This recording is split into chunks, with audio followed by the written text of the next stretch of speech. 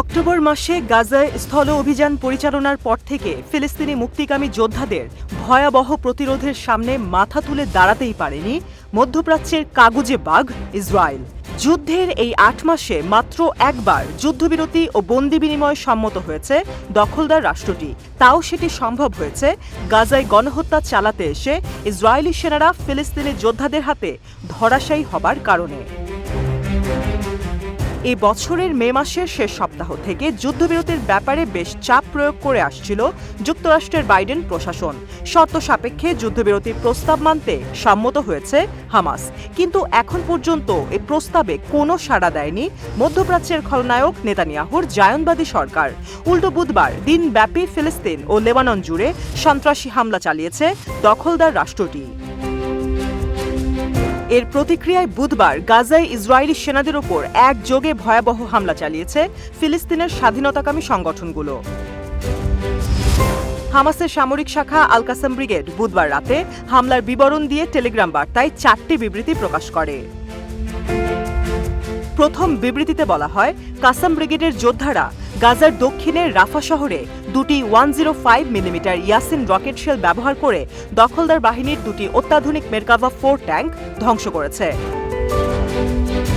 দ্বিতীয় ও তৃতীয় বিবৃতিতে জানানো হয়, কাসাম যোদ্ধাদের একটি ইউনিট গাজার আল জাইতুন এলাকায় শত্রু সেনাদের সাথে তুমুল সংঘর্ষে লিপ্ত হয় এবং অপর একটি ইউনিট একই এলাকায় ভারী ক্যালিবারের মর্টার শেল দিয়ে জায়নবাদী সেনাদের উপর বোমাবর্ষণ করে।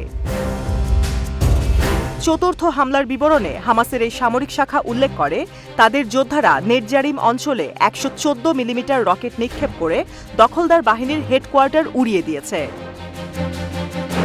হামাস বাদেও এদিন ইহুদি সেনাদের ওপর হামলা চালিয়েছে ফিলিস্তিনে মাওবাদী সংগঠন ডিএফএলপির সামরিক শাখা শহীদ ওমর আল কাসিম ফোর্স।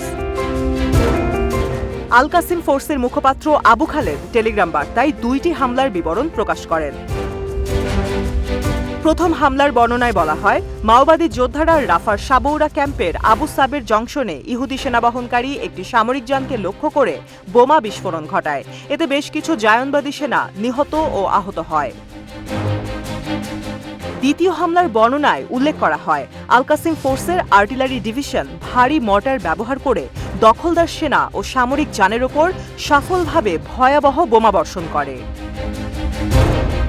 আল আকসা শহীদ ব্রিগেড বুধবার রাতে একটি টেলিগ্রাম বার্তায় জানায়, গাজা শহরের আল জাইতুন এলাকায় আমাদের যোদ্ধারা দখলদার সেনাদের সমাবেশ ও সামরিক যানবাহনকে লক্ষ্য করে ভারী ক্যালিবারের মর্টার হামলা চালিয়েছে।